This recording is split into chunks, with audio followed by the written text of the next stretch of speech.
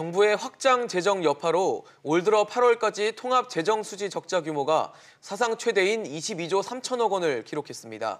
국가 채무는 사상 첫 700조 원 돌파를 눈앞에 뒀는데요. 재정 건전성 악화가 너무 빠르게 진행되는 것 아니냐는 우려의 목소리가 나오고 있습니다. 관련해서 오늘 이슈날에서도 여러분들의 다양한 의견 받고 있습니다. 100원의 이용료가 있는 샵 3698로 문자 보내주시면 됩니다. 오늘 도움 말씀 주실 분 소개해드리겠습니다. 숙명여대 경제학과 신세돈 명예교수입니다. 어서 오세요. 어서 오십시오. 반갑습니다.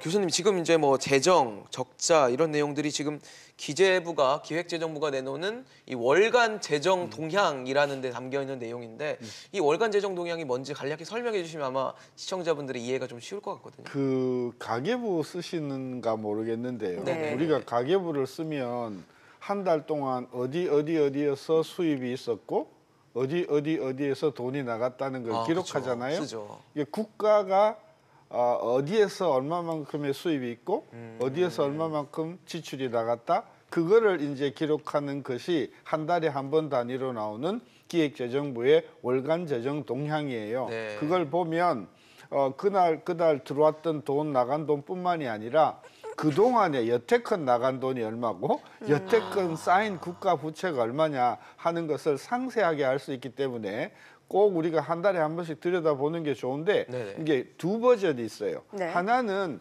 완벽한 전체 그 자료가 다 있는 게 좀 두꺼운 게 있고, 네. 그다음에 이제 요약해서 한 두세 페이지로 보기 편하게 한데, 주로 보도는 요약본을 보는데 사실 세세한 내용을 보려고 하면 풀 버전을 우리가 봐요. 일종의 가계부다라고 보네요. 네, 한 50페이지 정도. 꽤 있네요. 꽤 깁니다. 분량이. 네, 뭐 저희가 앞서 오프닝에도 말씀을 드렸다시피 이제 올 들어서 8월까지 보니까 재정 수지 적자 규모가 사상 최대인 것으로 나타났는데, 그러면 네. 이게 큰 그림에서 보면은 일단 지난해까지 이어진 세수 호황 자체가 이제 막을 내렸고 나갈 돈이 많다, 이렇게 이해를 하면 되는 걸까요? 일단은 이제 국가 전체의 재정 건전성을 보는 지표는 두 가지가 있어요. 네네. 통합 재정 수지, 네. 그다음에 관리 재정 수지. 네.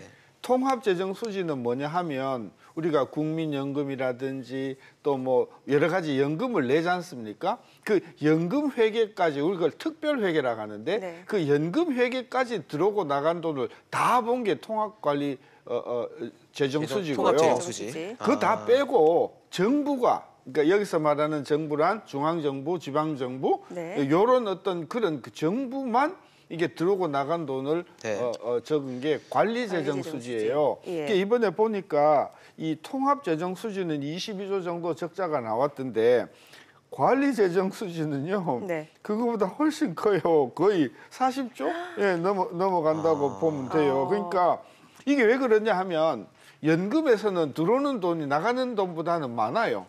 그래서 네네. 연금에서는 아직도 많이 흑자가 나거든요. 상쇄가 되는군요. 네, 그래서 우리가 그 통합재정 수지는 조금 우리가 조심해서 봐야 되고, 실제로 국가가 지금 재정이 어떤가 하는 걸 보려면은 네. 관리재정 수지를 봐야 되는데, 지금 화면에 보니까 49조가 넘네요. 그렇죠. 네. 사실 이 관리재정 수지가 저것 때문에 이제 국채가 그냥 폭발적으로 증가한다 이렇게 보면 돼요. 그럼 실질적인 적자를 봤을 때는 관리 재정 수지가 네, 조금 네. 더 실질적이라고 봐야 되겠네요. 정부가 이 관리재정은 그 조세법의 재정법에 의해서 이게 5년 동안 관리를 하도록 돼 있거든요. 그래서 정부가 매년 계획을 네. 적어서 이렇게 관리하도록 돼 있는데, 문제는 이게 잘 지켜지지 않아서 그런데 네. 지금 관리재정 수지가 지금까지 1월, 8월 달 한 50조 정도 됐는데, 그러니까요. 앞으로 세수가 더 안 좋고 지출은 계속해서 늘어나면 저놈이 연말까지 뭐 70조 간다는 이야기도 있고, 그러게요. 내년 되면 상황이 더 나빠지면 이게 100조까지 갈 수도 있어서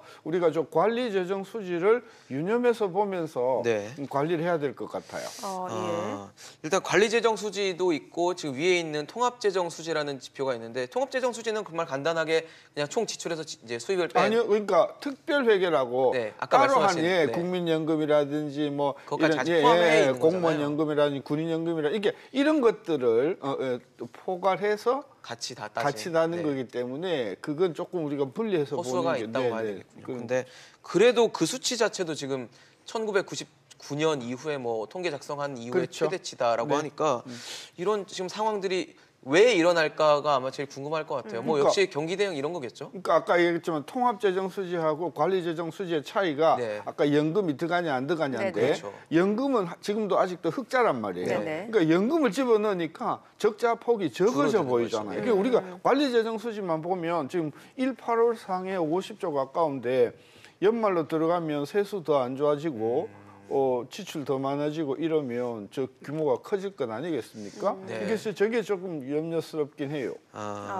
이게 쉽게 생각하면은 정부가 너무 복지 정책을 확대해서 중앙정부 지출이 늘어난 게 아닌가라는 생각도 들거든요. 근데 이제 지출이라는 거는 지출이라는 건 정부가 마음대로 막 느리고 싶어서 줄이고 할수 늘리는 게 있는 건 아니잖아요. 아니죠. 네. 정해져 예산이 있죠. 있고 네. 무슨 비목으로 어떻게 써야 된다는 게 사전에.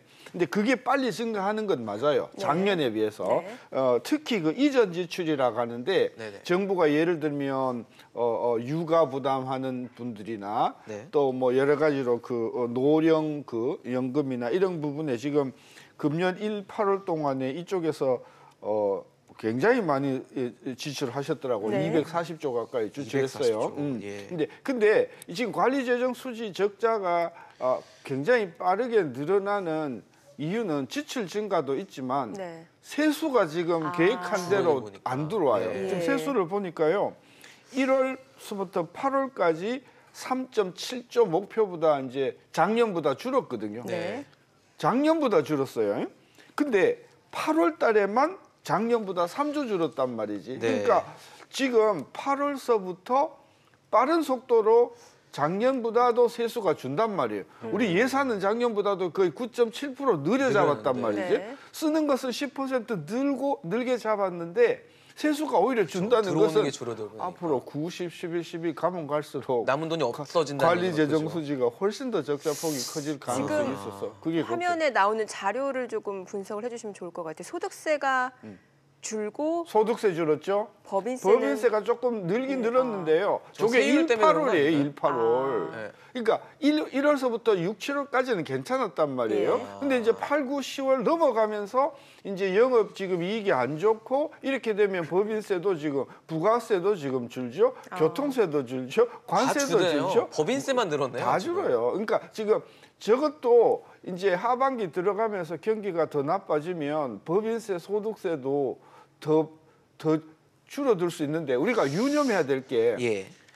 우리 지금 예산 지출을 10% 가까이 늘려 잡았단 말이에요. 그러니까요. 그러면 저 세수도 10% 정도 늘어줘야 되잖아요. 그렇죠. 근데 저게 작년보다도 준다고 하면 이 적자 폭은 굉장히 폭발적으로 커질 수 있다. 이게 걱정인 거죠. 그러니까 앞으로 세수 절벽이 더 현실화될 가능성이 그렇죠. 높다. 8월은 우리 사투리로 찐맛이다. 예. 앞으로 어디로 갈 것인가를 보여준 하나의 방향타고 9, 10, 11, 12 경기가 더 안 좋아지면 질수록 네. 소득세나 법인세나 모든 세목에서 수입이 줄어들 가능성이 있는 거죠. 네. 그러면 지금 어쨌든 그나마 우리 상황을 좀 덜 악화시킨 건 법인세가 그래도 조금 늘어났다는 거, 아주 소폭 늘어나긴 했지만 그럼 법인세는 근데 사실 이번에 뭐 코스피 상장사 영업이익이 많이 줄어서 법인세가 많이 좀 감소하지 않겠냐라는 전망이 있었는데 그런 것 치고는 선방한 게 아니냐는 얘기도 있는 것 같고 세율이 높아졌잖아요, 법인세가. 그거에 대한 그렇죠. 영향이 있냐라는 그렇죠. 얘기도 있고. 그 부분이 있긴 있는데 하반기 들어가면 지금 여태껏 우리 법인세 세수의 주력이 반도체였었거든요. 반도체 이쪽에서 이제 세수가 나빠지면 가봐야 알겠지만 9월, 10월, 11월, 12월 가면 갈수록 법인세가 빠른 속도로 작년에 비해서 줄어들 가능성이 있다고 보는 거죠. 그러면은 정부는 사실 법인세 지금 세율을 늘리는 것 자체가 왜 세계적인 흐름과는 좀 역행한다는 지적들이 있잖아요.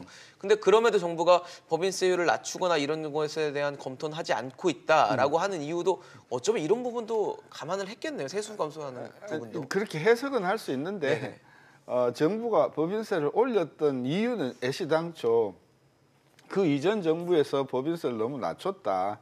법인세 세금을 좀 많이 내라. 죄송합니다. 이런 그런 철학이 있기 때문에 세수 때문에 전 그런 것은 아니라고 보고 또 아무리 다른 나라들이 법인세율을 낮춘다 하더라도 한국 정부가 낮출 것 같지는 않아요. 지금 결과적으로 이제 경기가 좀 개선이 돼야 뭐 법인세도 그렇고 소득세도 그렇고 각종 세수가 많이 거칠 텐데 경기 그러니까요. 흐름이 그렇게 지금 예상치가 좋지는 않잖아요. 그렇죠. 그래서 내년이 더 문제라고 우리는 네네. 보는 거죠. 그래도 금년 성장률은 뭐 대충 한 2% 된다고 봤을 네. 때 내년이 만약에 2%보다 더 낮아지면 특히 또 수출이 부진하다고 하면 우리 지금 법인세는 거의 지금 수출 때문에 나오는 건데 그러니까요. 그쪽에서 이제 조금 무리가 오면 내년 재정은 더 걱정이 되는 상황이에요. 사실 뭐 최근에 나온 국제 수지, 그러니까 경상 수지를 봤을 때 흑자 규모는 줄었고 또 특히 상품 수지가 많이 줄어들면서 우리 수출 상황이 뭐 안 좋다 해서 뭐 10개월 연속 마이너스다 하지만 점점 더 계속 안 좋아질 수밖에 없는 상황이 아닌가, 이게 타개될 수 있는 상황이 올 것인가에 대한 걱정은 할 것 같거든요. 지금 제가 통계를 한 40년을 보면 예. 네네. 수출이 10개월 정도 마이너스가 되면 거기서 끝난 적이 거의 없어요. 더 연장이 더 돼- 연장돼요. 추세적으로 가는군요. 아예. 가장 가까운 2015년, 16년 같은 경우에는 28개월 연속이었어요. 너무 기네요. 그죠. 그러니까 이번에 우리가 수출 부진한 것은 일시적인 현상이 아니고 구조적인 것이다. 세계 경제도 별로 안 좋고 미중 간의 분쟁 때문에 중국이 조금 흔들거리고 있다. 뭐 여러 요인들이 복합돼 있잖아요. 그렇죠. 그렇기 때문에 지금까지 10월 10개월 연속 우리가 수출이 마이너스지만은 저는 내년 상반기까지도 계속 수출 부진이 갈 가능성이 크다고 보면 수출이 주로 이제 우리나라 경쟁력 있는 대기업들이 하는데 거기서 법인세가 나오는 건데 그렇죠. 법인세 줄죠, 관세 줄죠, 모든 세수 그다음에 이제 일자리 줄어들면서 소득세 줄죠. 그러니까 사실은 지금 수출 부진이 한국 경제를 지금 가라앉히는 굉장히 중요한 변수고 저는 그래서 이제 정부가 돈을 쓰는 건 좋다. 네. 경기가 어려울 때 재정 확장은 아까 우리 IMF 신 총재도 말씀을 했지만은 그렇죠. 예. 재정 확대는 필요하다. 네. 근데 이게 재정 확대를 앞바퀴에다가 넣을 거냐, 즉 앞바퀴에 넣어서 성장을 끌고 끌고 가는 갈 쪽으로 것인가. 돈을 넣을 거냐, 아니면 뒷바퀴나 스페어 타이어에 돈을 쓸 거냐. 지금 뒷받침할 수 있는 걸 넣을 것이냐. 정부는 지금 스페어 타이어에 돈을 쓰는 거예요. 그러니까 복지나 이런 나고자들에게 복지로 지금 뭐 아까도 이야기했지만 200조, 300조를 투입하지 않습니까? 예. 뭐 그것도 좋은데 그렇게 되면 그럼 앞바퀴는 어찌하는 거냐, 성장은 어찌할 건데 이런 차원에서 조금 시간이 걸리더라도 경쟁력을 살리고 어려운 국제 시장에서 수출을 더 할 수 있는 이런 쪽으로 이제 재정 투입이 되어야 된다고 우리가 생각하는데 정부는 모르겠어요. 최근에 이제 소부장 네. 쪽에 관심을 가지면서 긴 안목을 보고 그런 그 굉장히 바람직한 방향이라고 네, 보는데 뭐 국산하고 이런 부분들이. 네, 그런데 조금 더 과감하고 조금 더 직접적으로 중소 중견기업들의 수출 경쟁력을 살릴 수 있는 설비 투자나 시설 현대화나 교육이나 이런 쪽으로 저는 과감하게 재정이 잡혀줘야 된다고 보는데 네네. 2020년도 재정을 제가 보니까 예. 물론 조금 나아지긴 했으나 복지에 들어가는 돈에 비하면 턱없이 모자라는 돈이라서 그게 좀 걱정이 되는 거죠. 무게 중심 자체를 조금은 앞바퀴에 실을 네. 필요가, 성장을 견인하는데 좀 실을 그러죠. 필요가 그렇게 있다는 이야기하면 말씀이신 또 거죠. 뭐 성장주의자다. 네. 분배는 어쩔 거냐 그러는데 여태껏 우리가 분배를 3년 잘 해오기 왔는데 무게 중심을 분배를 쳐놓는데 해도 문제가 점점 커지면 분배를 더 많이 해야 되지 않는가. 지금 세수가 안 들어오잖아요. 그렇죠. 그럼 세수는 누가 내나요? 사실 성장을 통해서 성장을 기업들이 내는 통해서 건데. 나오는 거잖아요. 네. 근데 그런 관점에서 정부가 조금 생각을 바꿔주시라 그런 생각을 하게 되는 거죠. 그래서 정부에서 생각하는 게 이제 국채 발행 얘기를 하는 것 같아요. 네. 아직은 뭐 감당할 만한 수준이다라고 했는데 여기에 대해서 어떻게 보세요? 네, 아직까지는 감당할 만해요. 아직까지는 뭐 한 2, 3년은 뭐 GDP 수준으로 보거나 뭐로 보거나 아직은 뭐 세계 수준으로 봤을 때 양호한 편은 사실이에요. 네. 근데 지금과 같이 앞바퀴에 계속해서 투자를 하지 않고 뒷바퀴나 스페어 타이어에 계속 투자를 하게 되면 조금 있으면 차가 못 간단 말이에요. 앞으로 못 나가거든요. 그렇죠. 그때는 세수도 안 들어올 뿐더러 복지 지출이 폭발적으로 늘어난단 말이죠. 그래서 많은 사람들이 이런 식으로 가면 이거 아르헨티나나 베네수엘라로 가는 거 아니냐, 이제 이런 걱정을 우려를 많이 하는 하는 거죠. 거예요. 그래서 정부도 많은 생각을 했을 거라고 보고 금년 예산서부터 정부는 저는 국회에서 많은 그런 그 야당의 비판이 있을 거라고 보기 때문에 얼굴이 조금 부끄러워도 야당의 어떤 그런 그 건전한 그런 제안을 받아들여서 재정을 조금 앞바퀴 쪽으로 성장 엔진 쪽으로 좀 투입을 하면서 모자라는 돈은 국채를 발행해서 뒷바퀴 쪽에 복지 쪽에 가는 것은 저는 국민들이 저는 수용할 거라고 보는데 성장 쪽에는 전혀 생각을 하지 않고 복지에만 신경을 쓴다고 하면 뒷바퀴가 너무 무거워지고 너무 그 중심이 뒷바퀴에 가기 때문에 이게 얼마 안 가서 서거나 아니면 전복하거나 그래 될 가능성이 있다는 거죠.